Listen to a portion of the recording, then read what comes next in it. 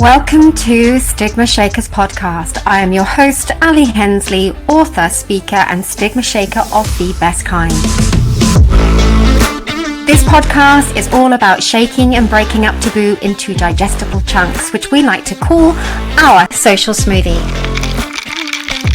In this podcast, I will ask the difficult questions that can be hard to digest because everyone deserves a little balance in their mental health diet.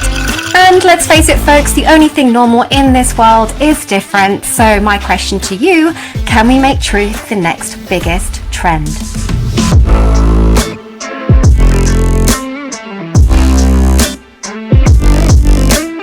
Natalie Lue is an author, artist, and the creator of one of the longest running self-help blogs in the world, Baggage Reclaim, and the Baggage Reclaim Sessions podcast. The England-born, island-raised author helps people understand how their emotional baggage is interfering with their ability to live their lives happily and authentically. Natalie's authored 5 books, including Mr Unavailable and the Fallback Girl, and The Joy of Saying No, released in January 2023 with HarperCollins. Her advice has been featured in the New York Times, Forbes, NPR, USA Today, and the BBC, among many others. Natalie lives in Caterham, Surrey, on the edge of South London, with her husband, 2 daughters, and cockapoo. Welcome to Natalie Lue, the incredible author behind the book, The Joy of Saying No, a simple plan to stop people-pleasing, reclaim boundaries, and say yes to the life you want. I am so very grateful that you're joining me on Stigma Shakers. You are our first guest. So I am so honoured that you said yes to my DM request a few months back. Thank you so much for joining me. I am so honoured to be the first guest. I mean, how exciting is this? This is going to be a powerful conversation. I know it already. Well, obviously we've sort of connected, and of course I've scrolled over tons of your work on social media. But as I was kind of putting together the type of topics that I feel that would really sit under Stigma Shakers and the whole theme around that, I instantly was just like, as a society, we need to talk about this word no and people pleasing. Would you say the word no is the topic that you champion the most? Sometimes I'm directly saying, look, we need to talk about no, but everything I champion is really about us. Yes, in essence, finding our no, because when we find our no, we are honouring our values, we are creating healthy boundaries, and we are taking care of our needs, desires, expectations, feelings, and opinions, which means we also get to take care of our relationships in our life. And I think that you can trace any issue that we experience in life there's a boundary issue.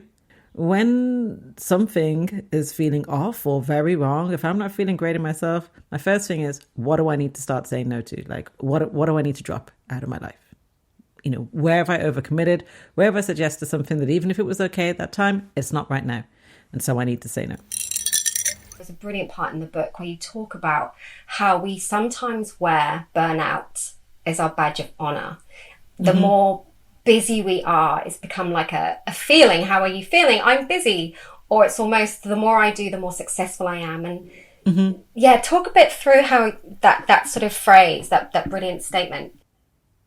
So I think that we as a society, I think, have a lot of distorted ideas about what makes us a good or successful or desirable person. And as a result, that's why so many of us struggle to say no, because all of the messages that we have received about what makes us good and successful and attractive and all the rest of it, it all comes from various stigmas. We don't want to be the opposite of that. We don't want to be different from that. So we're all trying really hard to please. We're all trying really hard to fit in some particular way or stand out in some other way. And the problem with this, for instance, when we bring this to burnout, is that a lot of us associate burning ourselves out, not saying no, being like, yeah, sure, no problem, I'll do it. Not having limits, even though we do, we see that as like, that's a really good thing.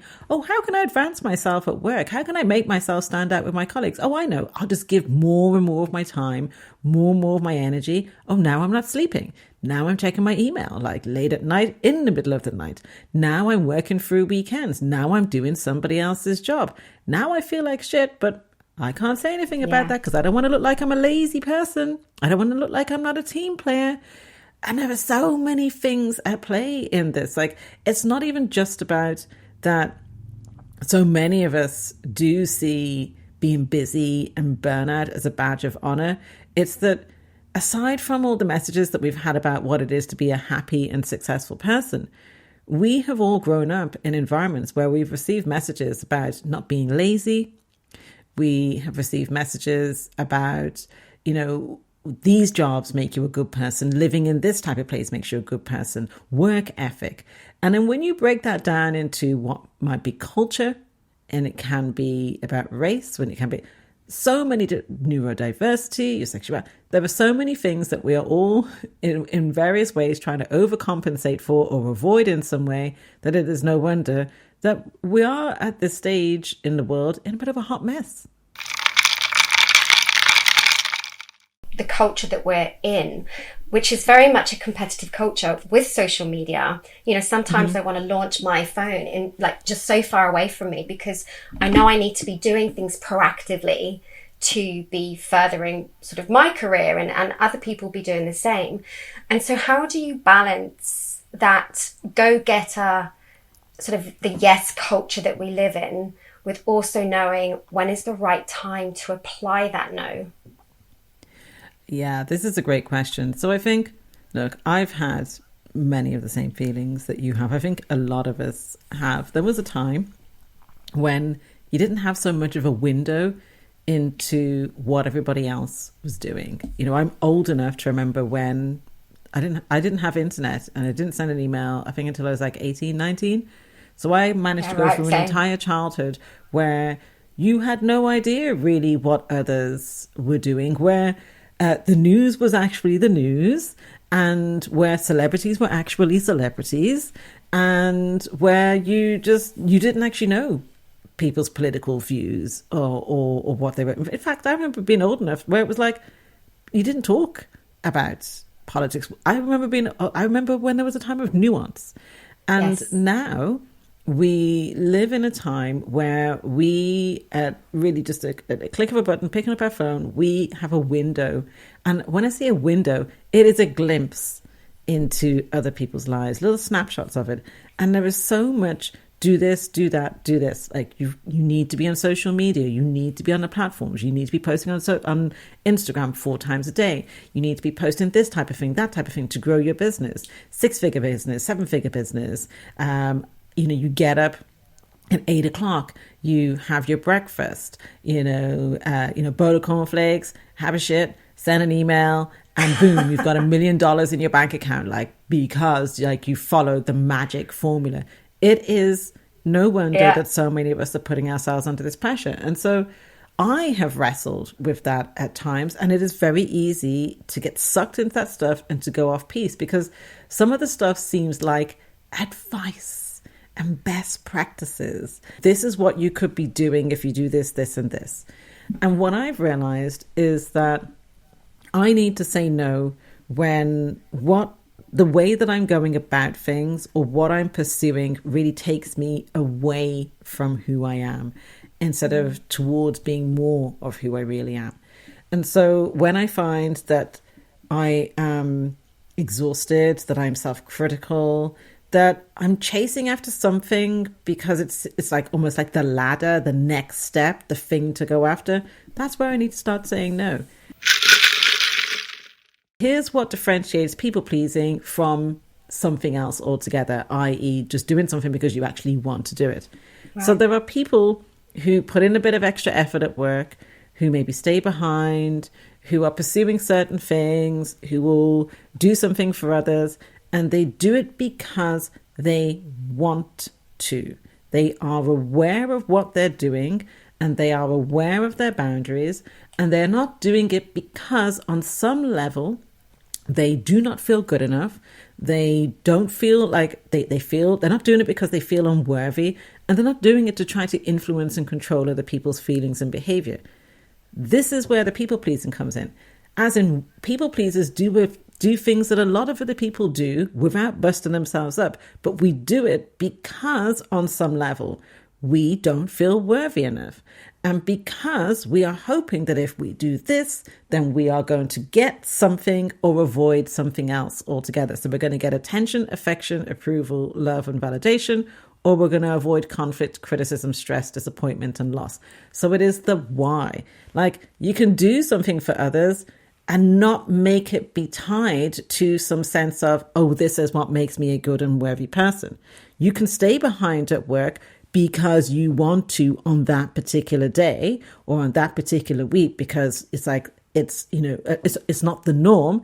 Instead of you're staying behind at work because you're afraid that if you basically turn around and leave on time and you don't stay behind, that everybody's going to judge you, or that people won't think that you're a team player, or that people won't think you're a hard worker. It's the why that makes what we're doing people pleasing. And it's the why that we need to notice to figure out where we need to say no. I think it would be really great, actually, to explain, if you can, about the styles of people pleasing that you so brilliantly articulated in your book, and what could be the most common characteristics against those styles. So if people were having a quick listen through everything that you sort of say, going, oh, maybe this is me. But of course, everyone go and buy the book. But how would you snapshot that for us? So I came up with the 5 styles of people pleasing, which are gooding, efforting, avoiding, saving, and suffering, to really totally blow the lid off what we think is people pleasing. And the names of these styles really imply the ways in which we go about trying to please others, but they also give a sense of what we value and what drives us. And in the context of this conversation that we're having, it also tells us actually where we have, picked up messages about stigma. So gooding, being good, looking good. So you are the good girl, the good guy, the good Christian, the good something. It is important to present yourself as something, to make people see you as being that way. You wouldn't always necessarily be doing the good thing, but it is important to give that impression of being good. And what drives you is being liked and being seen to be doing the quote unquote right thing. As a society, when you trace the etymology of the word good first started out as like something that was associated naturally, given how we are as humans, with religion. And it was more this sort of sense of like, it was a sense of, you're this sort of virtuous person, but it was very tied to religion, not necessarily your entirety as a person. Over time, when you follow it over the centuries, you see how it becomes intertwined with money and with success and with compliance and with obedience and ultimately with shame. These people over there are good because they have money, or they are this race, or they are this religion, or they work in this thing, and these people over there are not. This then leads to efforting. So efforting, which would be my dominant style of people pleasing, and from what I gather from you, I think it is yours, it wouldn't be enough for us to give the impression of being good. We use our efforts to please. It is important for us to be seen to be making an effort, to be given the most effort, to be given 100%. We try to be perfect, which means we're also the most likely to burn out. Those of us who have that dominant style of efforting. And we associate effort with, one, our worthiness as a person, but also, two, with outcomes, i.e., the more effort you make is the better that makes you as a person, that makes you good or successful or whatever it is. But also, it means we should really get what we're trying to get if we think we've made the effort, which can be very confusing for us. Just like somebody who has the gooding style, who feels really confused when they've been good, but somebody doesn't like them. We feel confused when we have the efforting style, when we make an effort the most amount of effort when we've gone out of our way to be the best, to be perfect, and it still doesn't feel like it's good enough. Because, of course, effort does not dictate outcomes.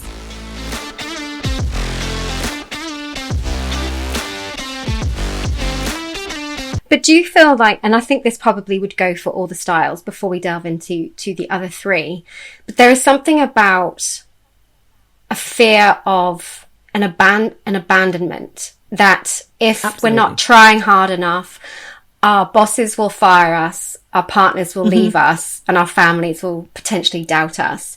And I always, 100%. I always say to people, when I'm having a really tricky time emotionally in my life, because you'll see me launch 5 projects. There's this enoughness, this chasing. I know, and I've just outed myself because I am passionate, but where I'm compensating. Yeah, because I think, when I talk about those things that we try to avoid, so that the additional stress, conflict, criticism, loss, disappointment and rejection, these are what a lot of us, that even if we wouldn't necessarily call them those 5 things, we would on some level be thinking or talking about abandonment. That even though we are now adults, we still have this sense that if we don't do the pleasing thing, if we don't make enough effort, if we are not good enough, if we're not whatever it is, people will leave. People won't want us. People will criticize us. We're going to be alienated. So it's this strategy that we're using to try to protect ourselves and to advance ourselves, that's also in the process creating more anxiety and causing us to lose ourselves.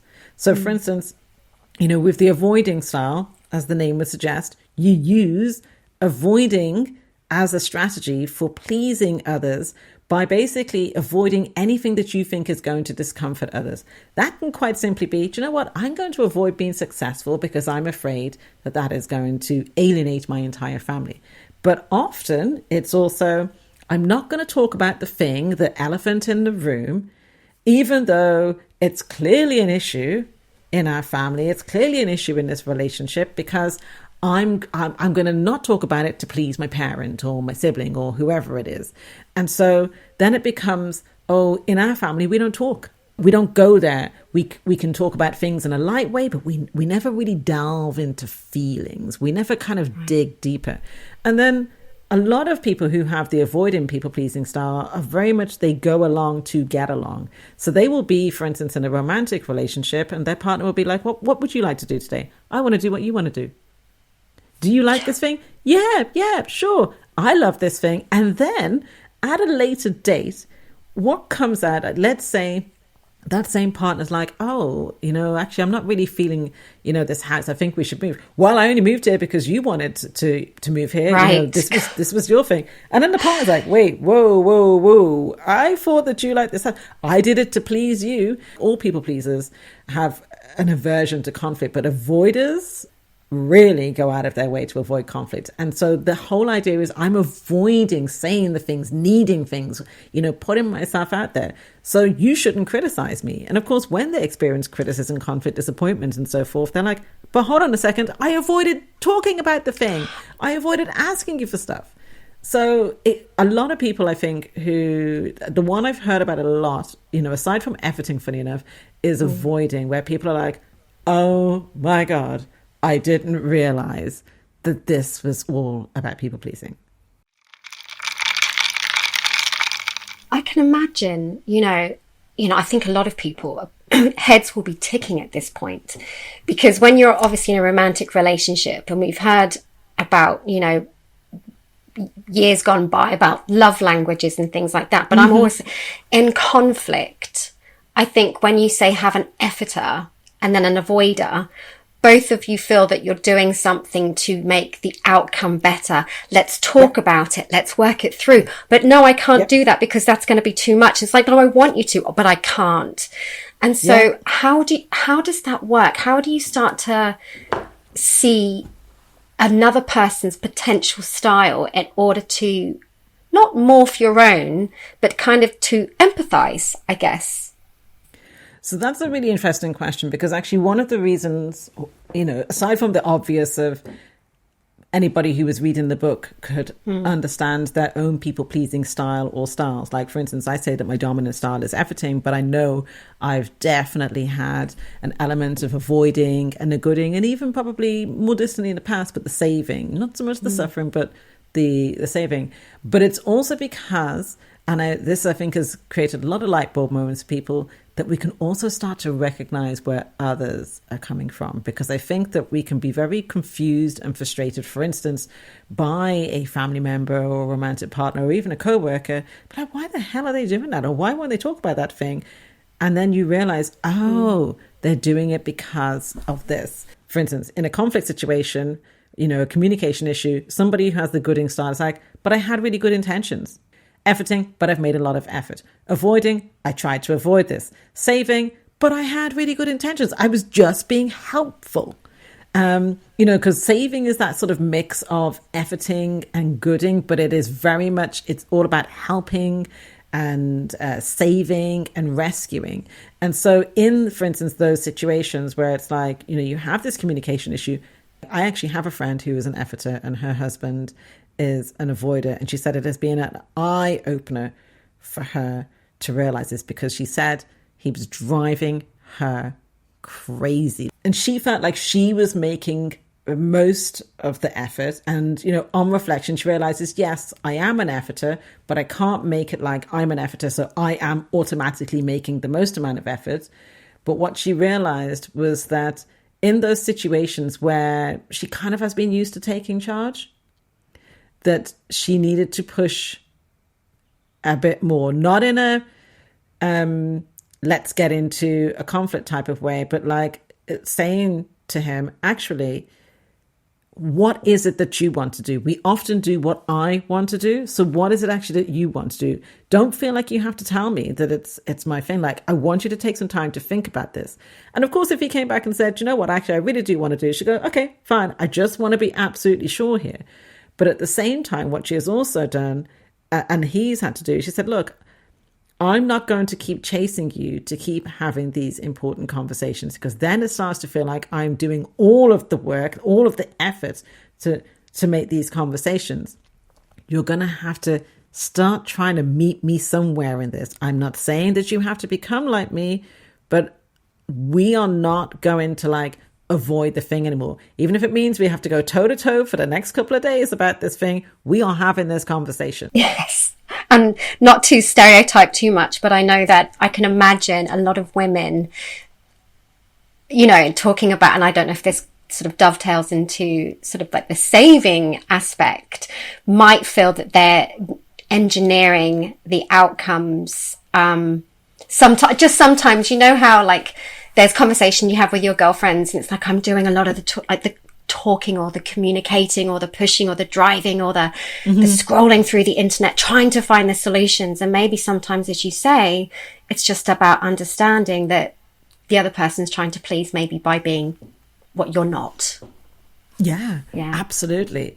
And, with that, with the saving style, one of the things, saving is the most probably easily identifiable style of people pleasing, because a lot of people see people pleasing as a virtuous quality. These styles, they're part of our identity and what drives us. And so with saving, you are somebody who helps and rescues and fixes and, is trying to save others because you need to be needed. And you put yourself in situations where you get to flex your saving muscles. And on some level, there is a part of you that through the pleasing via these means, one, there's a part of you that thinks that this person won't leave, that they will appreciate you, and so they will want to do more things for you. So look at me doing all these things for you, helping you. So when I need help, you'll want to help me. Or when I have needs that I want to articulate, then you will feel, look at all these things that you've done for me. This is not a healthy way to go about your relationships. Something I've actually been meaning to post something about this on Instagram, but if you know how many favors somebody owes you, if you know how much help you've given to somebody, this is not a mutual relationship.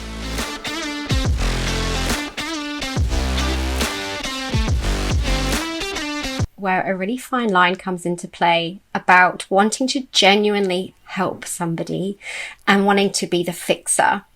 And then what commonly happens, I see, and I have experienced, and I, hands up, can do, is that if I save them enough, hang on, but where do I fit into this now? Like, my role has been redundant. There you so go. It's kind, I don't know if there that, you go. it's, and again, it's the abandonment. I think, as you say, it all comes down to the insecurity of wanting a sense of belonging.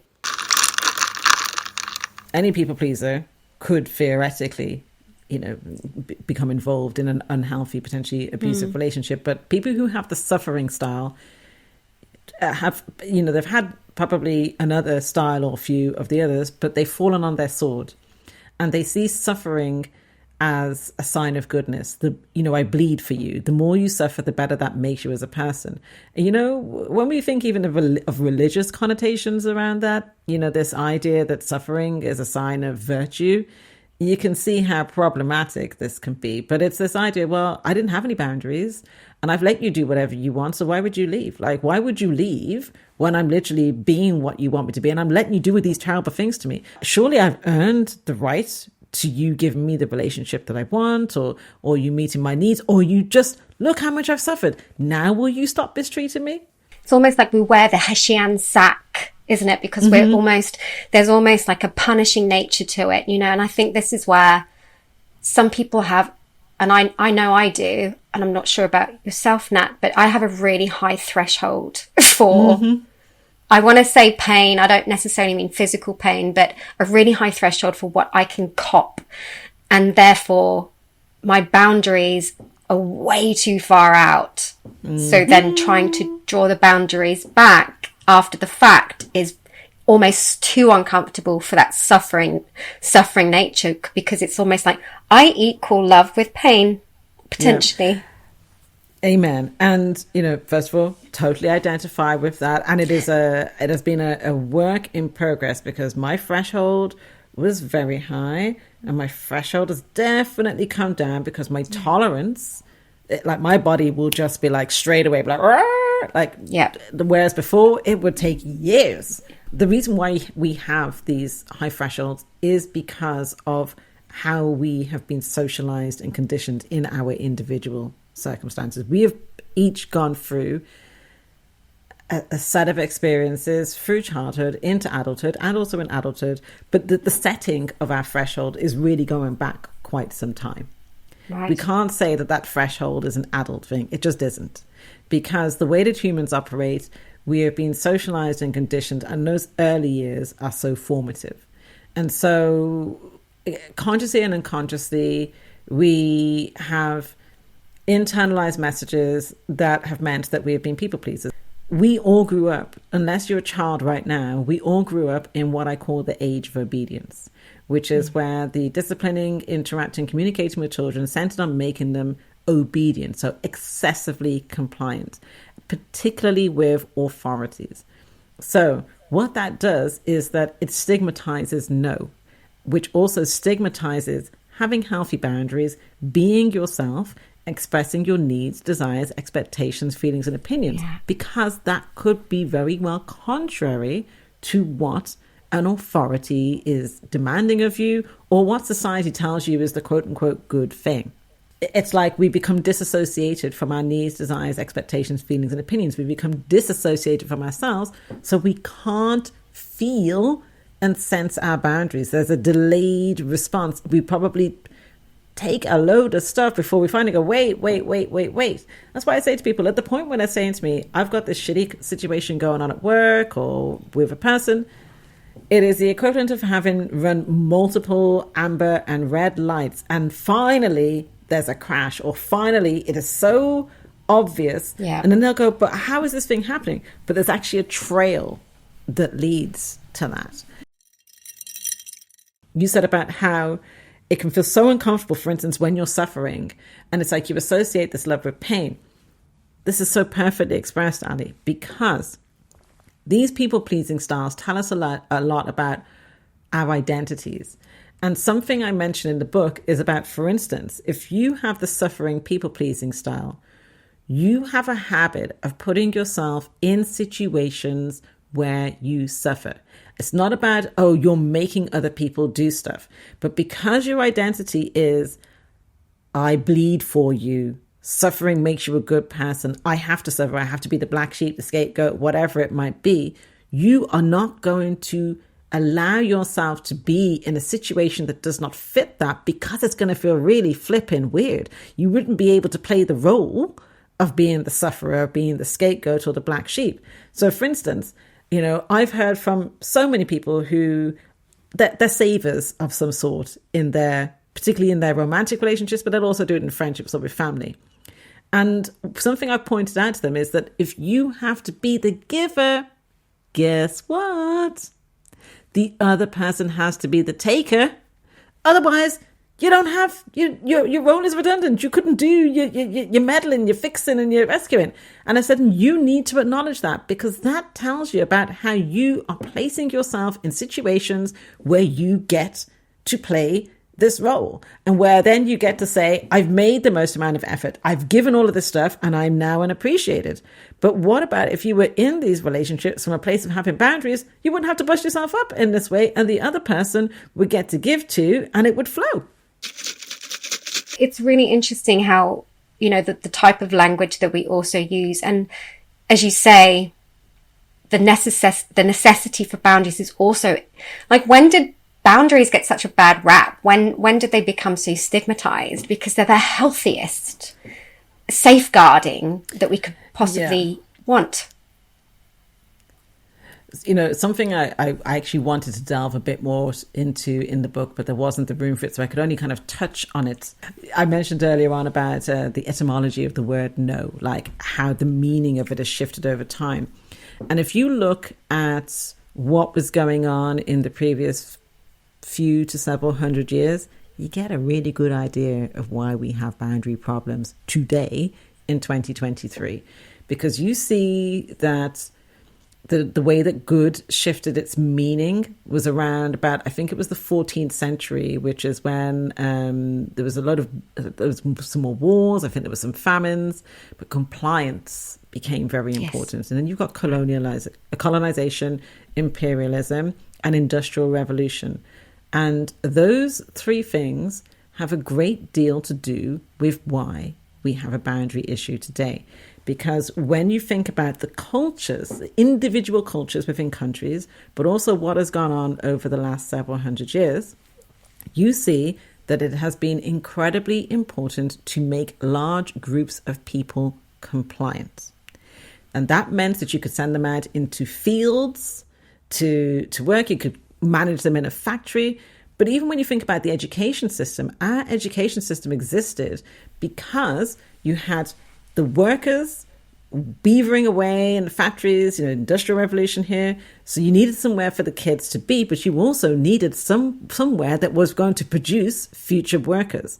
And the way to manage all of these people was to make them compliant. That's why we have 9 to 5. That's why we had clocking in and clocking out. It's not because 9 to 5 is the best work day. It's not even that a lot of the things that kids learn at school, you go, why are they learning these things? Like, how does that have anything whatsoever to do with an actual education and helping them move forward in life? But it has all been about compliance. And the thing is that there was such a top-down mentality. So it was like the saying, children should be seen and not heard, actually started off as young women should be seen and not heard. So the compliance was around, you know, you got patriarchy and sexism, you know, combined, so that it was making women compliant. Then it became about making children compliant.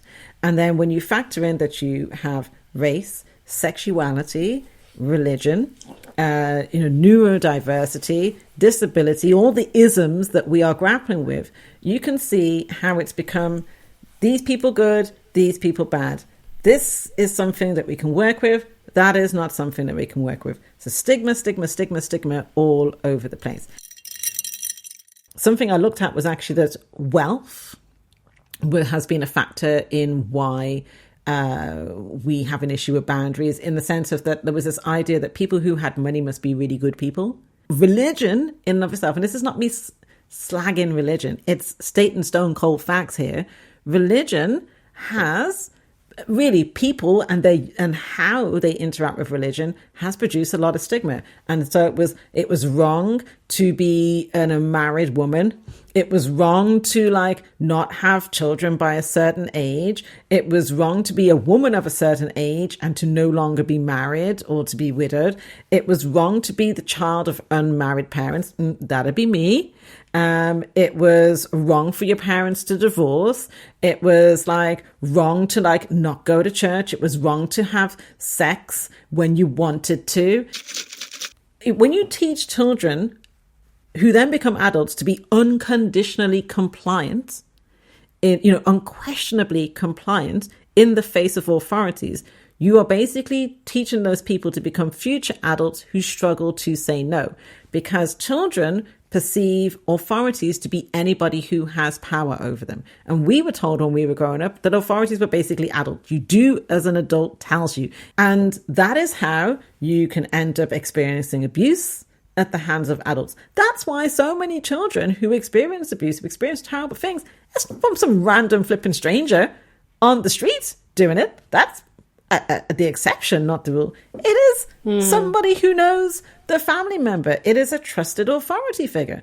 And also, I think in this world as well, we also have a problem where we have assigned people with these jobs of being authorities, and not all of the people who are authorities equals a good person. They don't all have good intentions. Yeah. This is why we have a problem with boundaries, because it is impossible for us to have healthy boundaries and also be compliant at the same time. The two things don't go.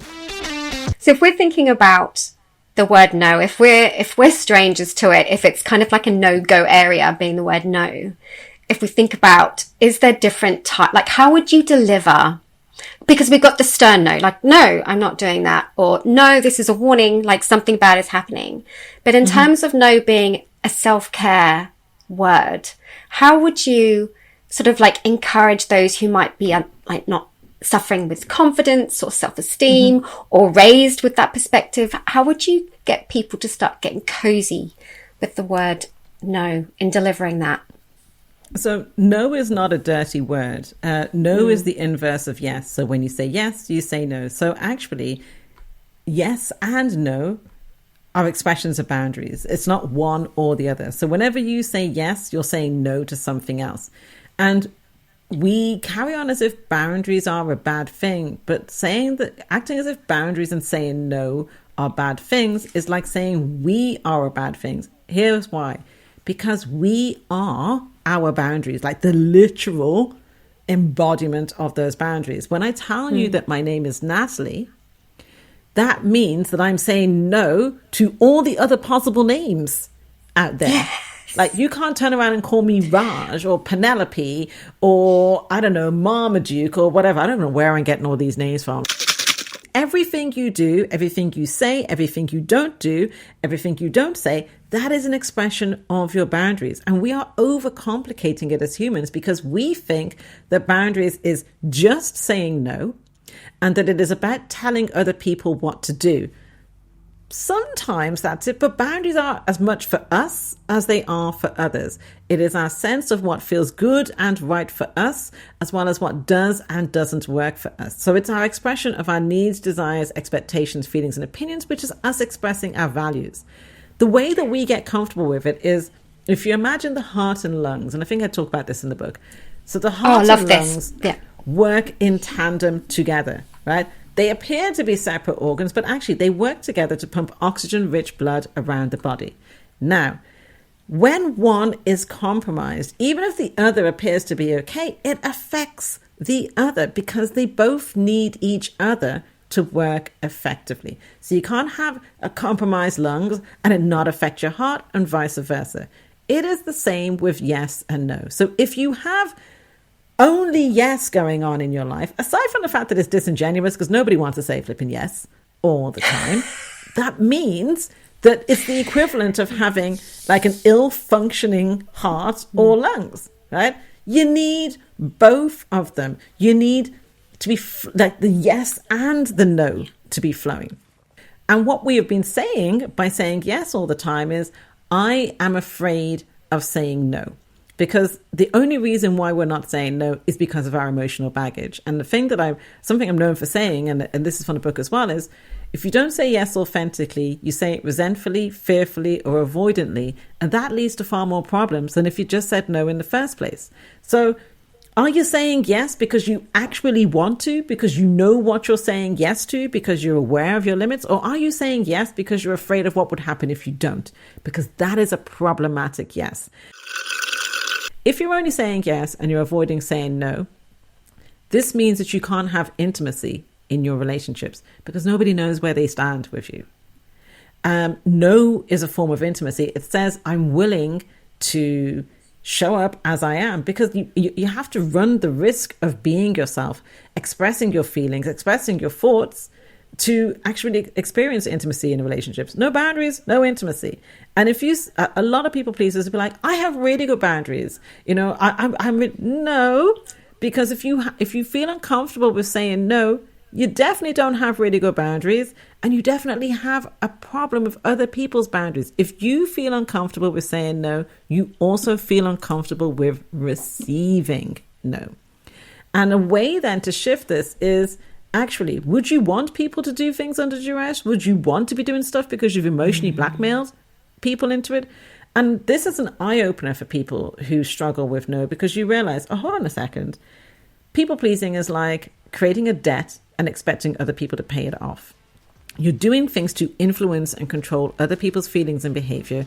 And then you're being a bit like, well, I said yes, even though I didn't really want to. So you should want to do the thing that I want. That's manipulative.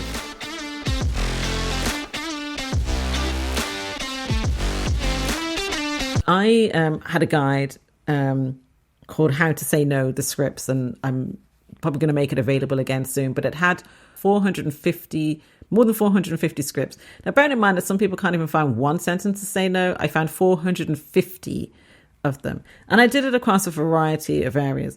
And one particular thing that I did is that I did not have sorry in there anywhere, because I find that when we include sorry with our no, unless it really genuinely requires it, which most of the time it does not, that we are basically apologizing for saying no. And I find that to be a problem. A hard no is what I would consider a straight and to the point no, like a one sentence no. No, I can't do that. No, that's not possible. Even I don't have the bandwidth for that. That's one of my most popular ways of saying no. I don't have the bandwidth for that. And soft no is where, and this is, people misconstrue a soft no. So a lot of people, the way that they say no now, which is very waffly, they think that is a soft no. It's their idea of letting people down gently. So let me not just say no to you. Let me tell you my life story, or let me give you a reason. A lot of people don't really give a shit about what your reason is unless it really kind of requires it in the situation. They just want to know where you stand. But a lot of people, they still be writing the text 20 minutes later when it could be just like one or two sentences. And so that's what makes it what I call a woolly, waffly, or even a flaccid no, in that you are really trying to pad it out to try to make yourself feel less bad about saying no, as if it is a wrong thing. Hard no's are for people who will basically take the piss with you, in the sense that if you turn around and say no, they will try to browbeat you down. They will keep going at it. And so if you go with a soft no with somebody who doesn't really respect boundaries, they will use whatever you say as an opening to try to draw you into saying yes, or to try to get you to commit to something else. So you can use a soft no with people who you know already respect your no's, who will be like, oh, that's a shame, but okay, thanks for letting me know. As you said so beautifully, to paraphrase, no is not a dirty word, and let's destigmatize its usage. We have a few kind of lovely little closing questions that we ask our guests, or will ask our guests, as you are our first. As this podcast is all about shaking up stigmas into digestible chunks for others to understand and absorb, we like to call it a social smoothie. So with that metaphor in mind, what goodness or social ingredient would you put into your own social smoothie? Ooh, that's an interesting one. I think that, like, for me, the pillars, the core pillar in my life is love, care, trust, and respect. Like, where you have one, you have the others. And so those four I put together as like one core ingredient in my life. It's like my guiding light is at the center of everything. And if I don't have all four of those with something, then I know I've got a problem. If I'm not feeling that way, if it's not what I'm receiving, if I'm not moving towards that, it's like, yeah, I'm going to have to let that. So that, I think that's what would be in my social smoothie. If you were to see the headlines tonight in the news about your topic that you herald, what would that headline be for the entire country or world to see? Oh, I would say, I would love it to say something like, boundaries are a way to grow relationships. Let's all jump on board, or something like that. And it could be like, everybody, you're free to have boundaries at last. Grab onto them. You're all free. Finally, we're free. And can we just teach our children boundaries in school? Because I'm pretty sure I didn't need to know 5 years of geography, but I could have done with some boundary education. 100%. Yeah, 100%. Is there anything that you would like to leave with our listeners today, Nat? Do you know, when I was thinking about us having our conversation, I thought about how, little Nat, the kid version of me, consciously and unconsciously sort of internalized various stigmas that I think played a large part in my identity, the sense of feeling like not good enough, not worthy enough, feeling like I had to try that much harder. And I think what I would invite everybody to do is to really sort of question some of those stigmas that you carry around, and remember that they're not yours, that you don't have to stigmatize yourself about the same thing. Like, I don't have to stigmatize myself for being Black, or for being a girl, or for like having unmarried parents, and the list, and then having parents who went through divorce, my mom and my stepfather. I don't have to stigmatize myself for, there's a long list of things that I used to stigmatize myself for. And I think that, remember that a lot of the things that you stigmatize yourself for are not things that you actually feel that way about. And that if you can check in with yourself about those and be kind, not just to your present, but also to your younger self, then I think it will make it a lot easier to destigmatize your future self too. That was absolutely wonderful. Absolutely wonderful. Where can people find you? I'll obviously pop it all in the show notes for you. Oh, so I have my long-running website, baggagereclaim.com, which is where you can also find like all the blogs I've done over the years, as well as the 278 episodes of my podcast, the Baggage Reclaim Sessions, that finished up earlier this year. I'm also just individually at natalielue.com, and I'm on Instagram at natlue, Natlue. That's kind of really the only social I barely use. And I also have a Substack newsletter called On Knowing Yourself, which is natalielue.substack.com. Thank you so, so much. And I encourage everybody to please, not that you should, I don't like that word either, but please go out and get yourself a copy of The Joy of Saying No by the wonderful Natalie Lue. Thank you so much. So grateful, Nat. Oh, thank you so much, Ali.